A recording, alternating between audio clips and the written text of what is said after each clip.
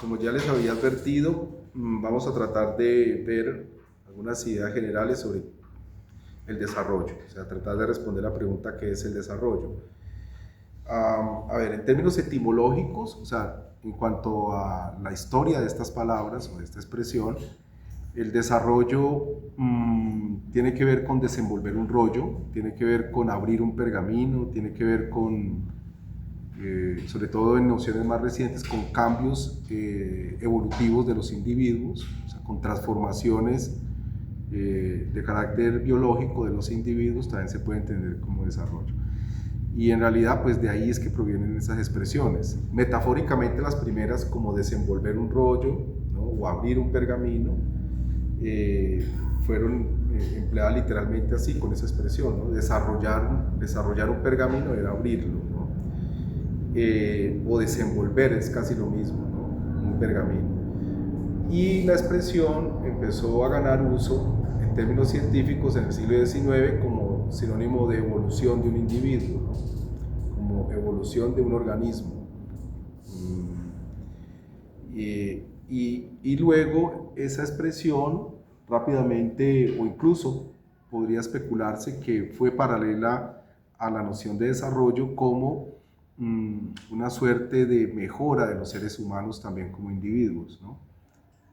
Es decir, no solamente como una mejora o un cambio a nivel de la biología de los individuos, sino que también empezó a verse en el siglo XIX como un cambio, una mejora a nivel de bienestar de los seres humanos, ¿no? Individuales especialmente.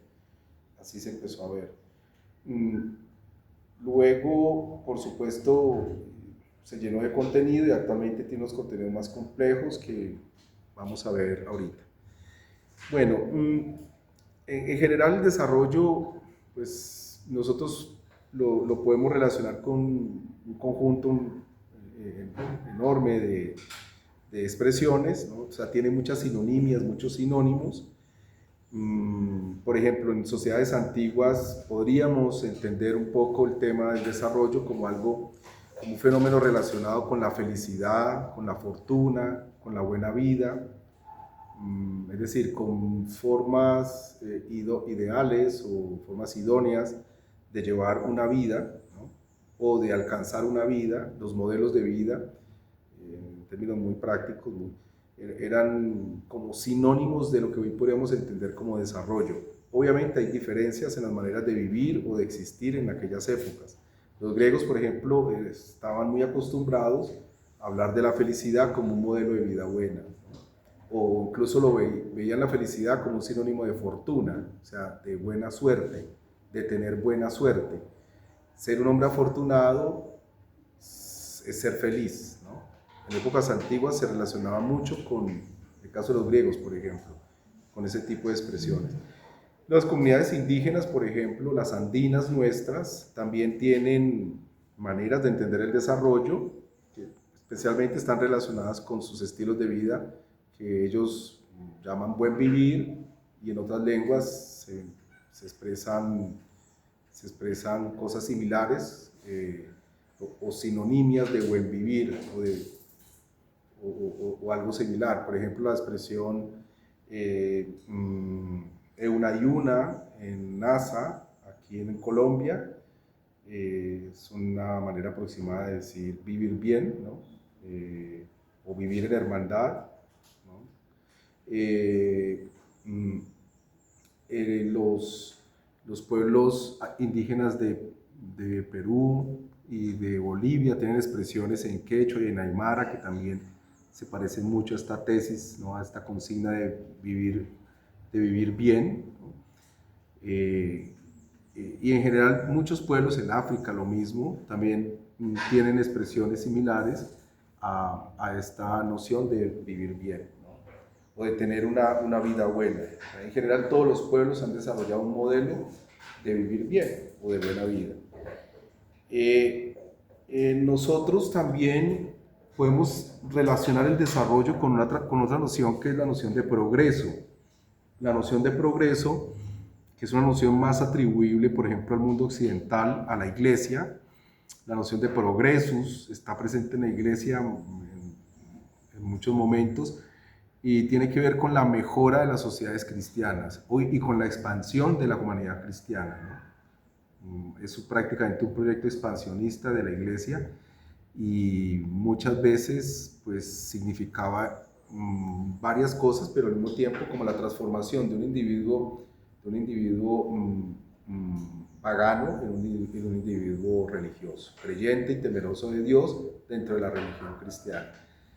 Y obviamente, como ustedes yo creo que ya han visto en películas o en documentales, pues la religión tuvo un gran poder de expansión y llevó a muchos lugares del mundo esa noción de progreso cristiano, de civilización cristiana para dar o garantizar o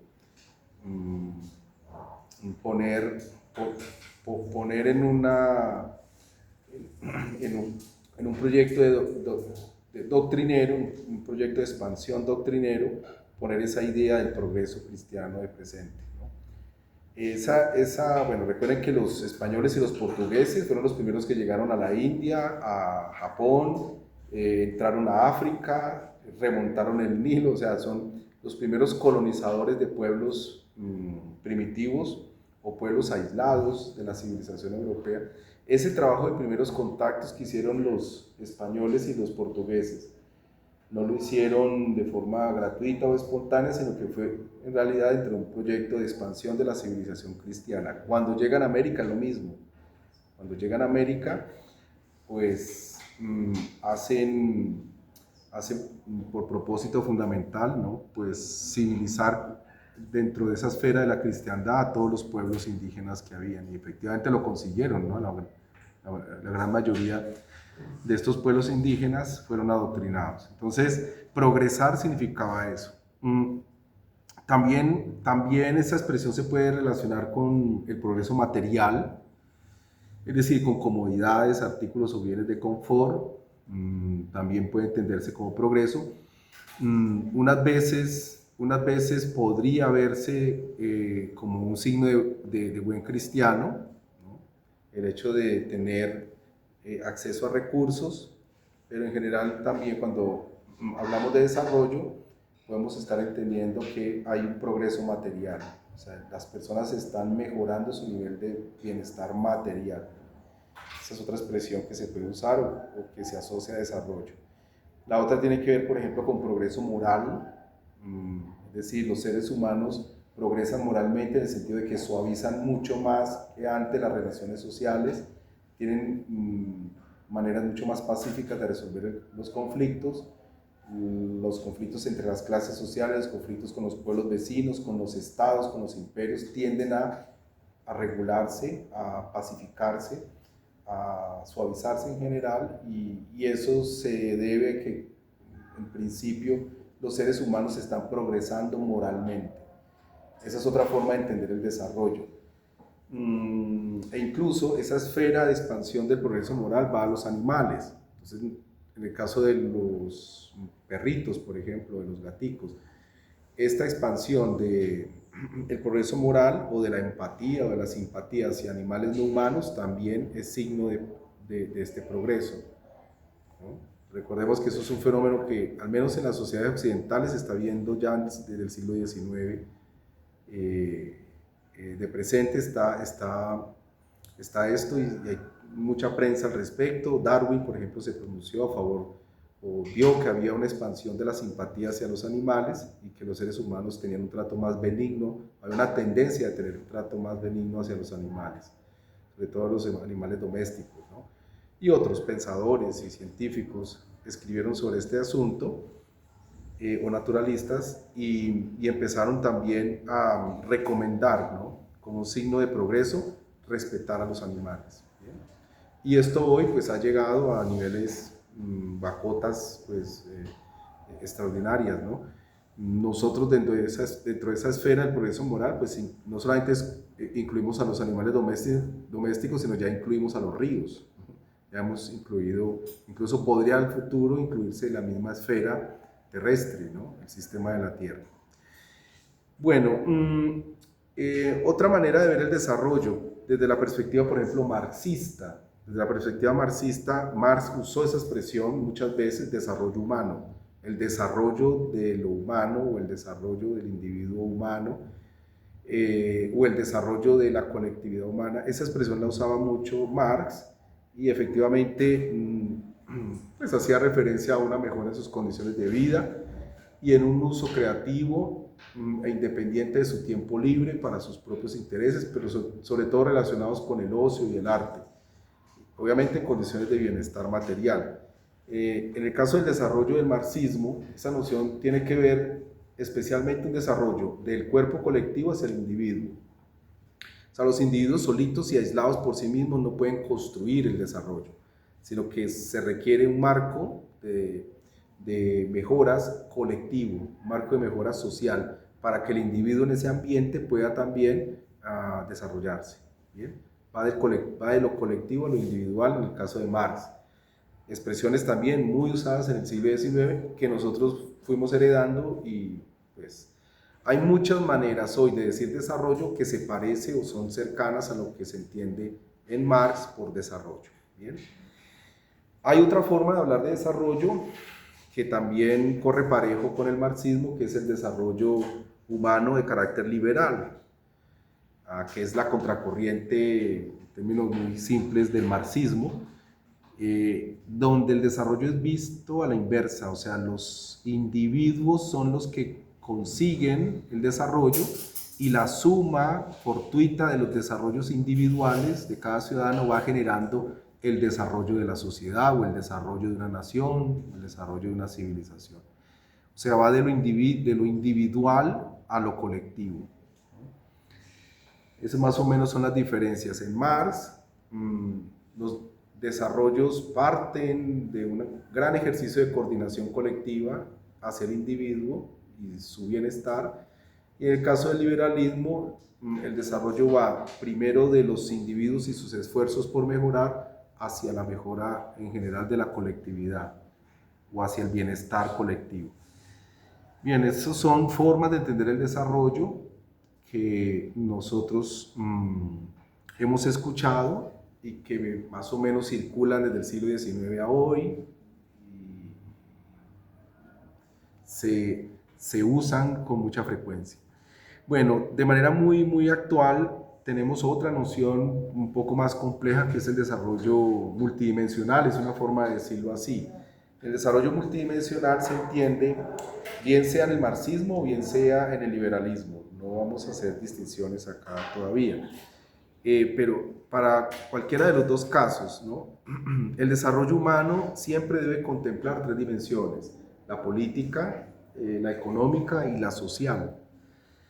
Es decir, hay desarrollo humano cuando los ciudadanos participan activamente en las decisiones de la política, cuando tienen acceso a la riqueza, un acceso razonable a ciertos ingresos para que se provean de un mínimo vital, por ejemplo, y tengan acceso a algunos servicios públicos básicos como salud, educación, servicios públicos, por ejemplo, saneamiento ambiental, es decir, algunas condiciones sociales que les permitan a ellos también vivir o tener un estilo de vida aceptable, ¿no? Eso son maneras ya muy contemporáneas, desde los años 50, 60 hacia acá, de entender el desarrollo, ¿no? El desarrollo humano como un desarrollo en tres dimensiones: la política, la económica y la social. Incluso se han construido desde esa época, o se han intentado construir indicadores que trataran siempre de considerar estas tres cosas, ¿no?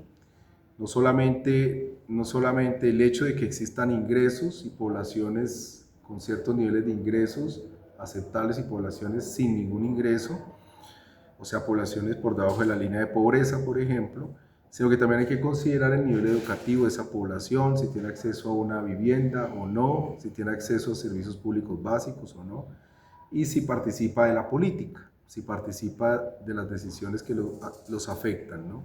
Colectivamente. Esas son maneras de ver el desarrollo y inicialmente apuntaron en ese sentido, ¿no? Tratar de entender esas tres dimensiones, ¿no? Y se le conoce así como desarrollo humano.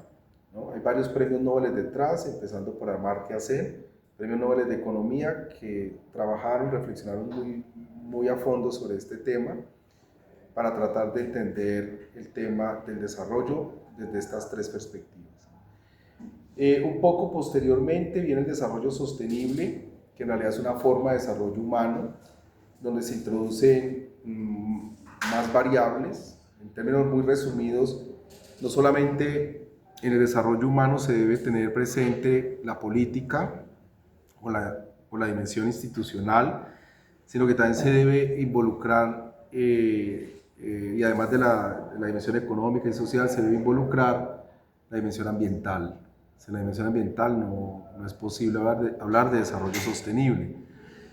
El desarrollo sostenible, pues, desde los años 90 ha construido un aparato conceptual enorme, ha desplegado todas las ciencias que ustedes se puedan imaginar para tratar de entenderlo, y tiene indicadores muy complejos de medición para establecer si una sociedad, una comunidad, una nación, una localidad tiene niveles de desarrollo sostenible deseables o está muy lejos de los niveles de desarrollo sostenible adecuados. Lo único que hace es, en términos muy simples, es adicionar la dimensión ambiental, ¿no? Entonces, el desarrollo humano ahora tiene que vérselas o tiene que considerar de que el medio ambiente es importante. Esa es otra manera, ¿no?, de entender el asunto dentro de esta gran categoría del desarrollo multidimensional. Bueno, hay unas nuevas formas de desarrollo que actualmente pues, se han consolidado. Por ejemplo, el desarrollo debe no solamente considerar lo anterior, sino que debe considerar la multiculturalidad o la plurinacionalidad. O sea, un país puede tener muchos pueblos con nacionalidades distintas, y esas nacionalidades deben tener un margen de autonomía mínimo para que se autogobiernen, se autorregulen y busquen incluso sus propios estilos de desarrollo, o sea, hagan autodesarrollo, desarrollo según lo que decidan en cada nación. Ya es bastante distinto a lo que vemos anteriormente, porque no se trata de un Estado homogenizando todas las costumbres, tradiciones, etcétera, etcétera, de las personas o de los ciudadanos, sino que ahora se trata de un Estado que tiene que detectar las diferentes nacionalidades que hay dentro de él para tratar de ofrecerles marcos de participación, de autonomía, etcétera, etcétera. Colombia tiene eso ya, o sea, Colombia reconoce distintos pueblos indígenas, incluso el resguardo es una vía hacia nacionalidades indígenas, hacia la construcción de naciones indígenas con espacio propio, ¿no? El resguardo va hacia allá. Los títulos colectivos de comunidades afrocolombianas también van hacia allá. E incluso cuando hablamos de zonas de reserva campesina, que es un tema que a ustedes también les debe llamar mucho la atención, pienso, también va hacia allá, ¿no?, de construir nacionalidades campesinas, ¿no?, con autonomías propias, regulaciones específicas sobre sus estilos de vida, etcétera, etcétera. El caso excepcional o más interesante es el de Bolivia o el de Ecuador, ¿no?, incluso el de Perú, donde efectivamente se remarcan de manera más visible las nacionalidades indígenas, se ven mucho más claras, ¿no?, y sus autonomías también, ¿no?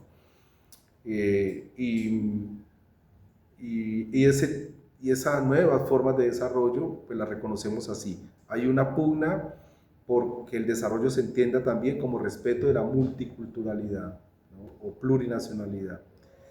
La igualdad de género también entra ahora en esta dimensión.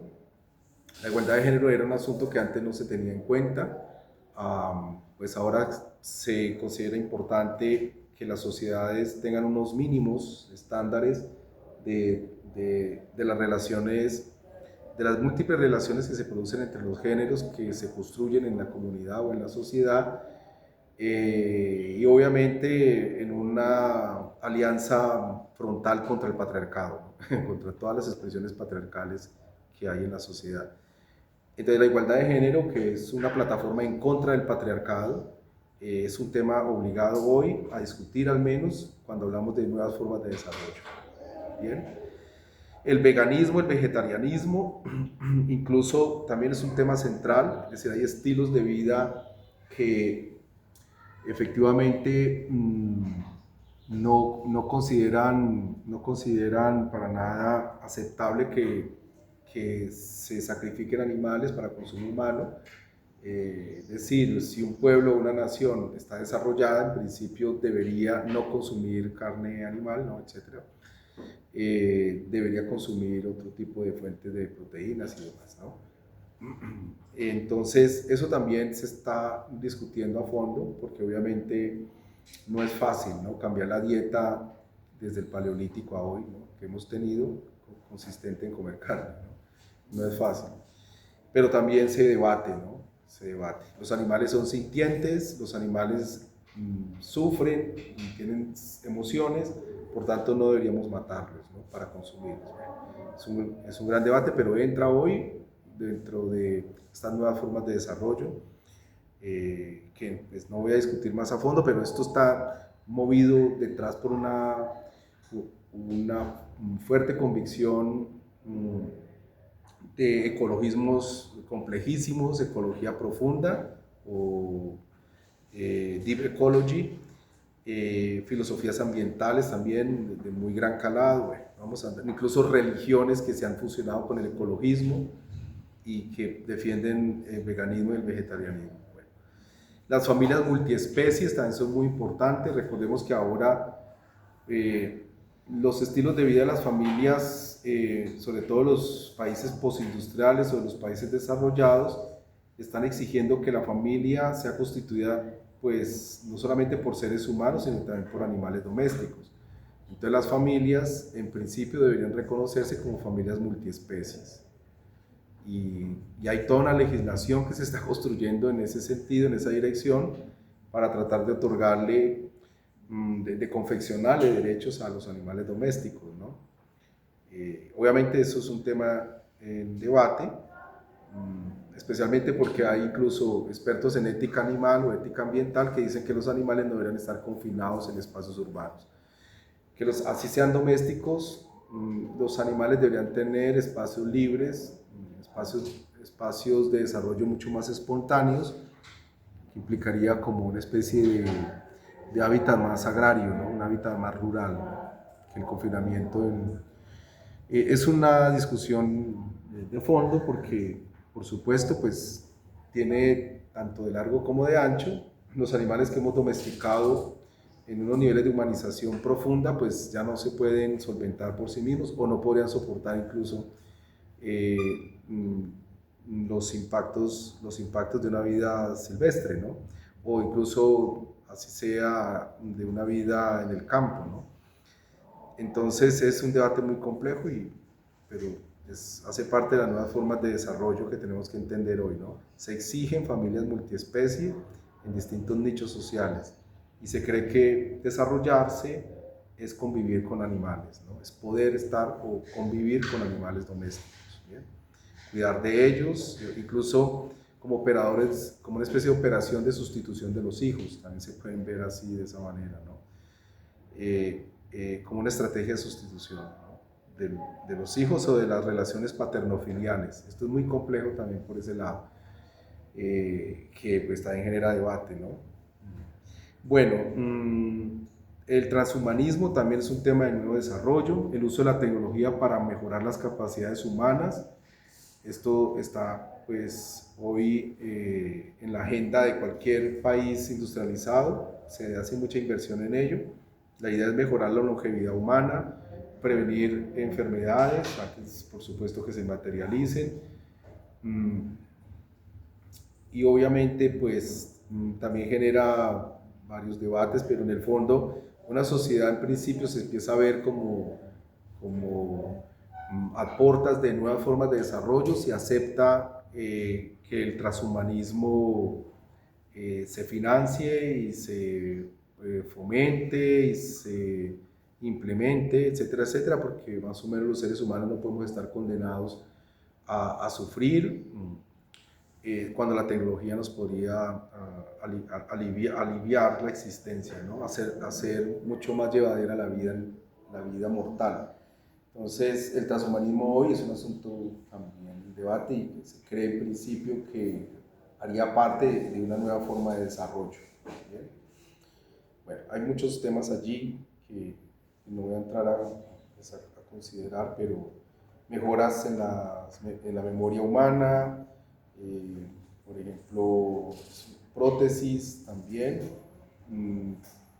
y obviamente el alargamiento de la vida, ¿no? Obviamente hay contradictores respecto a esto, que consideran que los seres humanos deberían tener sus propios ritmos evolutivos, no presionarlos, no intervenirlos de manera artificial, más o menos porque podría cobrarnos factura la propia naturaleza humana, la propia biología humana, en el sentido de que morir muy ancianos es en realidad condenar a la gente a una vida miserable, ¿no? Más o menos es lo que se argumenta, ¿no? Alargar la vida mediante medicamentos, tratamientos, prótesis, mejoras tecnológicas, etcétera, de todo tipo, también es exponer los seres humanos a grandes cargas tributarias, a grandes esfuerzos fiscales del Estado y a grandes sufrimientos de la gente. Bueno, eso es otro tema en debate, pero pues les estoy comentando lo que hay. Y el poshumanismo, en donde pues prácticamente desaparecemos nosotros, habría una nueva especie humana, ya no estaríamos nosotros aquí, implantados en medios de átomos de silicio o en medios en general artificializados o artificiosos, como le quieran llamar, donde se implantarían las conciencias, etcétera, de nosotros, ¿no? Las conciencias humanas, y seríamos una nueva especie, quizás inmortal, etcétera, etcétera. Mucha gente sueña con esas utopías, y estaríamos hablando no ya de seres humanos entregados por el proceso biológico, sino por seres humanos inventados por nosotros mismos, ¿no? Otra especie humana, ¿no? Quizás inmortal, etcétera, etcétera. Entonces, y eso hace parte de las nuevas formas de desarrollo que hoy están en debate. Bueno, pues creo que con esto es suficiente, no alargo más el tema. Vamos a hacer entonces el taller.